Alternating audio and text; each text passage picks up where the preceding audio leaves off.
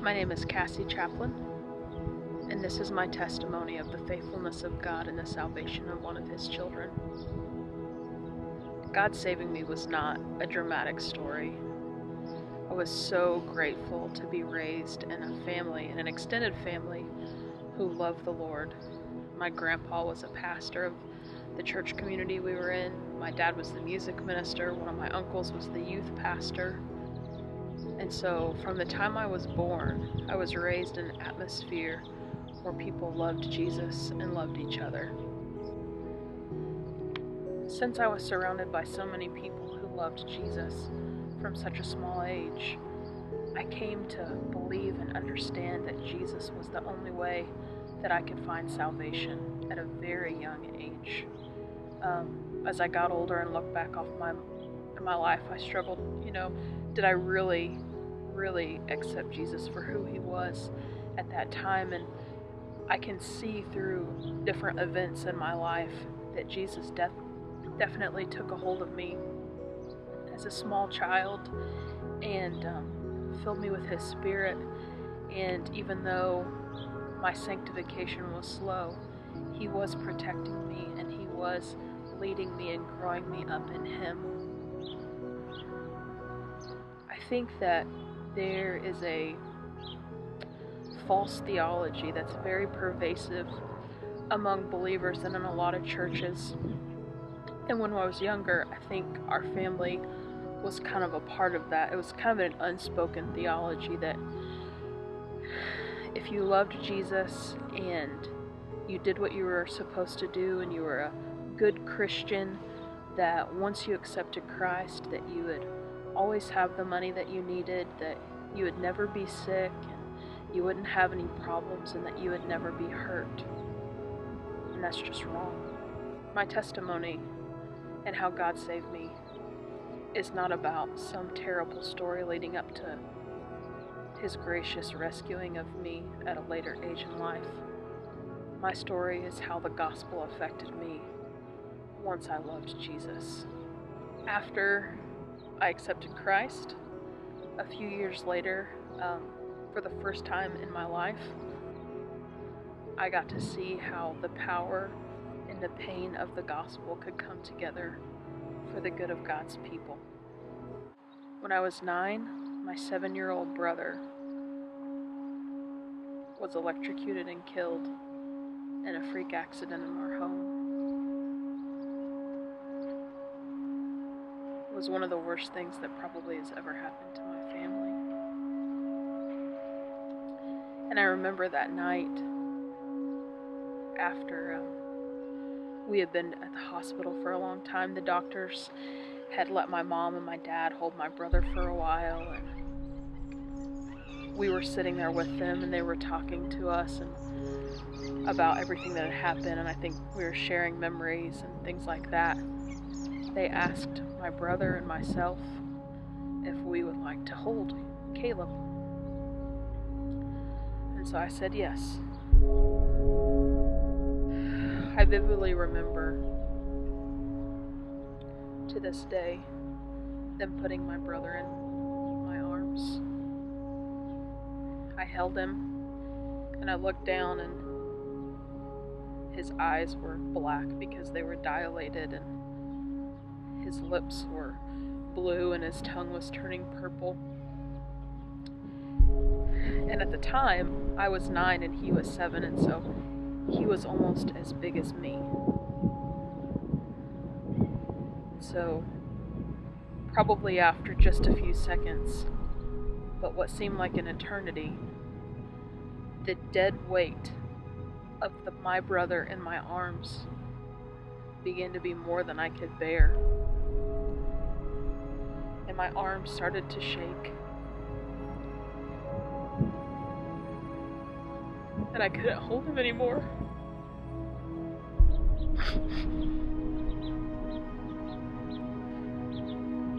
And I remember that at 9 years old, for the first time in my life, God showed me what it meant to be completely powerless.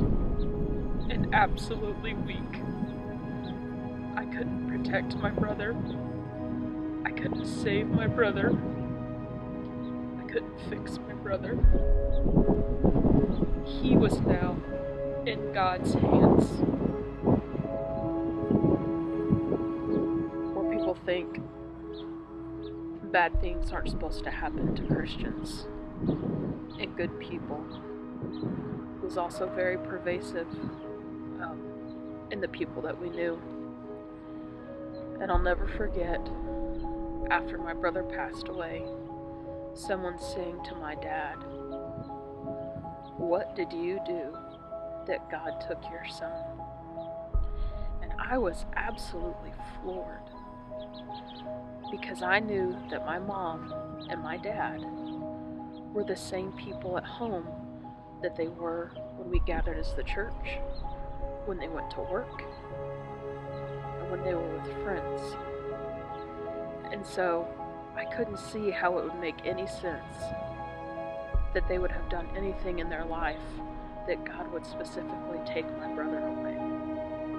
That thought and that ideology was so unbiblical. All over the New Testament and even in the Old Testament, we see people who were faithful to God and who loved God, who suffered in awful and terrible ways. I can specifically think of a few different Bible verses where Jesus tells us that we will suffer, and Paul tells us that we will suffer for the sake of Christ. He says, "For it has been granted to you that for the sake of Christ, you should not only believe in him, but also suffer for his sake." Philippians 1:29. In Hebrews, we hear about the early Christian church after they had converted to Christ and the things that were happened to them. It says, "Some were tortured, refusing to accept release, so that they might rise again to a better life. Others suffered mocking and flogging, and even chains and imprisonment. They were stoned, they were sawn in two, they were killed with a sword. They went about in skins of sheep and goats, destitute, afflicted, mistreated, of whom the world was not worthy, wandering about in the deserts and mountains, and in dens and caves." I think about Job, how he suffered. And so this sense of entitlement, that taking Jesus means a nice car and a good job, flew out the window for us. And it was there that the gospel began to become real. It wasn't until later on, when I would get older, as I learned about who Jesus was, that God would show me what it meant to be loved while I was completely powerless. He says, "For while we were still weak, while we were still powerless, at the right time, Christ died for the ungodly." And in Hebrews, he tells us to lift up our weak hands and to strengthen our trembling knees, because Jesus has come to save us. That is the power of the gospel. It was only a few years after my brother died that we suffered another really big blow in my family. My grandfather, who I said was the pastor of our church, died very quickly and very unexpectedly. After about a year, the church replaced my grandfather with another pastor. And through a very long set of unbiblical circumstances, my entire family basically was excommunicated from our church. So in that span of 3 years, I not only lost my brother and my grandfather, but I lost all of my friends. I lost all of my church community. I lost everything that was familiar to me and everything that I loved. And so I think it was during that time that I really started to struggle with my view of God and how he loved us. Not too long after my grandpa died, my dad started to get sick. The summer before my senior year of high school, I was accepted to go on an exchange trip to Germany. And so we prepared as a family for me to leave. And then my dad started to get sick again. And so the night before my mom put me on a plane to leave for another country, we put my dad back in the hospital. And my mom called to tell me that when they went in to do the surgery, they didn't realize that my dad had pulmonary embolisms, or blood clots in his lungs. And when they intubated him to do the surgery, it broke the blood clots free, and he died on the operating table. After a while, they brought him back to life, but he was just in a coma. A couple days later, I got to fly back to the United States. My aunt and uncle drove me straight from Chicago to the airport. I got to see my dad. I got to talk to my dad. He knew that I was there. He knew that I was home. That night he took a turn for the worse. And the next morning, surrounded by his family and his friends and his pastor, we took him off of the machines and we held his hand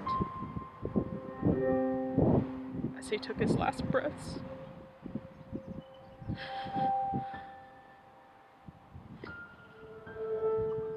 I remember the pain and the peace that I had all at once. It's the craziest feeling ever.